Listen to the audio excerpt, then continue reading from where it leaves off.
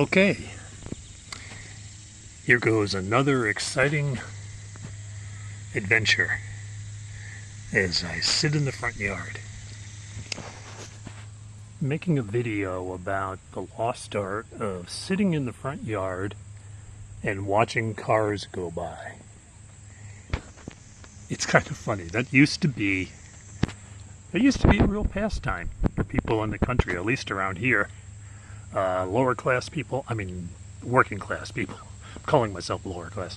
Working class people, farmers' families, sitting in the front yard and watching cars go by, even waving at them sometimes, was just part of summer life.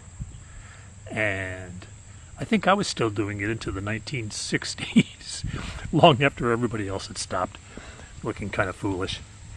Just to back up a bit, I was brought up in this house and lived here until I went away to college and spent most of my adult life elsewhere, and came back here when I inherited the house in 2016. And that's kind of a strange experience for a whole adulthood living elsewhere. The front yard is not in the shape that it used to be. There used to be a lot of grass right there, and as time has gone by, the roots of this tree, of this old maple tree, have extended upward to, I guess, would they prevent the grass from growing. And as the tree has expanded, there's more coverage against sunlight. So even on a sunny day, like today is a sunny day, and there's not much sun hitting the lawn, and I guess that's why the grass doesn't grow there. But I still have to pay somebody to mow it for me. Anyway, I made a video the other day, and I found that I kind of liked the process. I didn't think that I was going to enjoy it, but I did like it. I made it specifically at the request of a friend who has not watched it, but that's okay. I'm not bitter. This friend actually is a very, very busy person.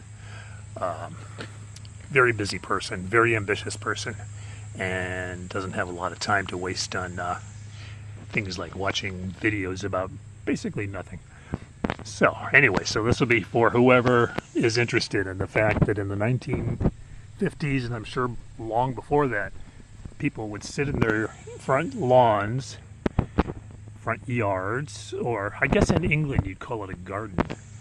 I'm not really sure about that. If there's a patch of grass, or where grass ought to be, and there's nothing like a flower or a vegetable, is it still a garden? I don't know. Sometimes I watch a lot of British TV and it confuses me.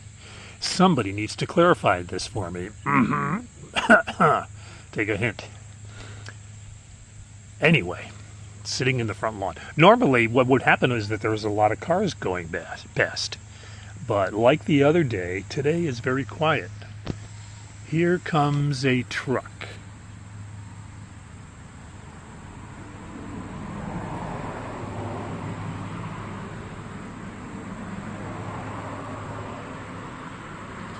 A minivan followed by a sedan. Very boring stuff.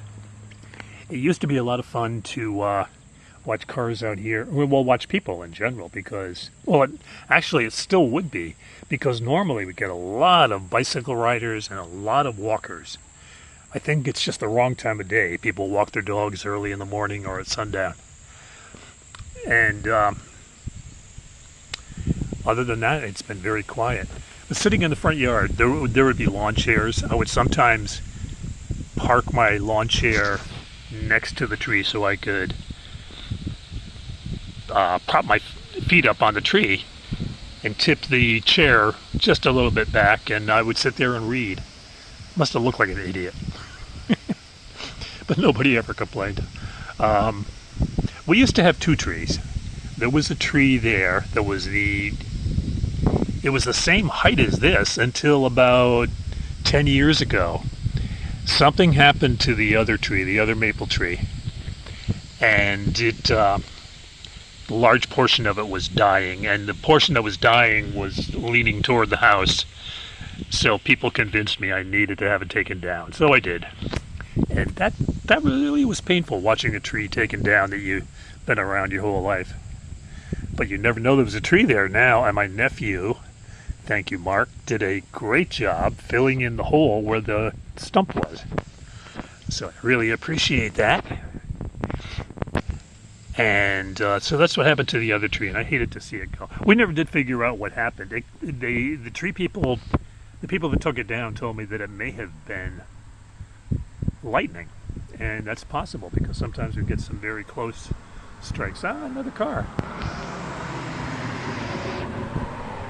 Actually, just a minivan, or possibly an SUV. I don't really know them apart that well because I'm not really all that interested in them. What I like is the old cars, and we do occasionally get old cars driving past, but I haven't seen any today. Oh, here comes a white minivan, it looks like. Ah, and here's something I'm really curious about, nosy about actually. This is a little buggy like a little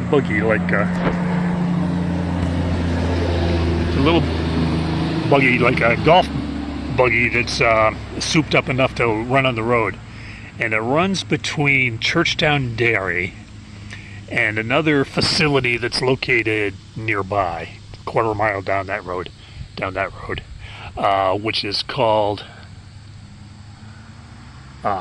what is it called?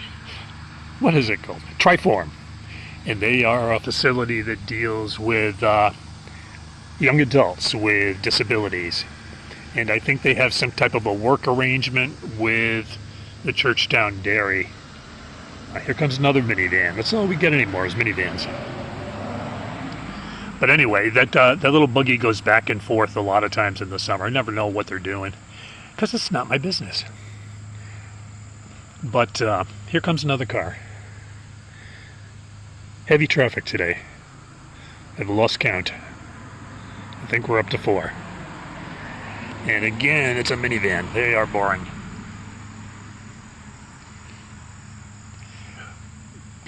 Being a kid and being interested in cars back in the day, I got to recognize everything. I could see a 52 Ford coming down the road and distinguish it from a 53 Ford. I could watch an old Chevy go by, and I could tell you whether it had power glide or not, depending on where the shift points were. And here comes another car. No one's called the cops on me yet. That's a good sign.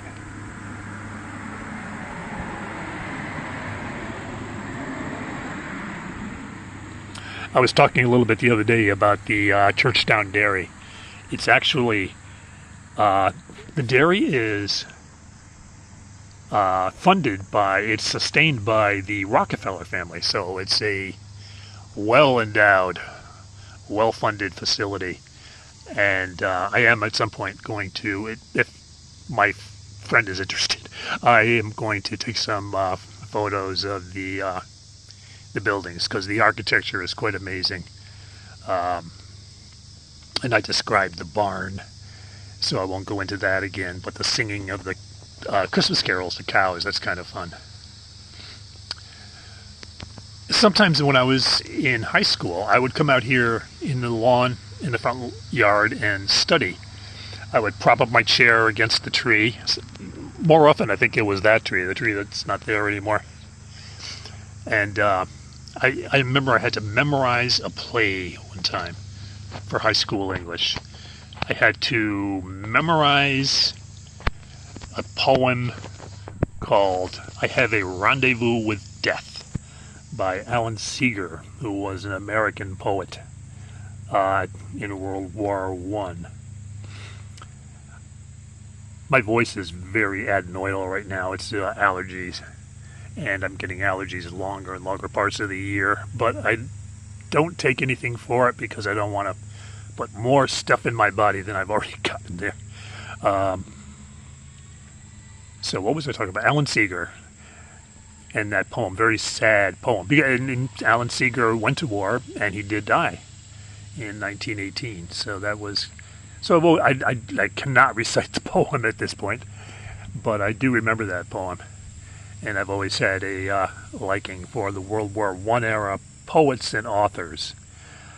And I discovered, since I made the other video the other day, that the person who wrote the book, They Hanged My Saintly Billy, about Dr. William Palmer, that was Robert Brooks, who I believe was an English author, mainly author rather than a poet, but he may have been both at the at the time of World War I. I think Robert Graves. What did I say? Robert Graves is the name I meant to say, and I think he wrote a book called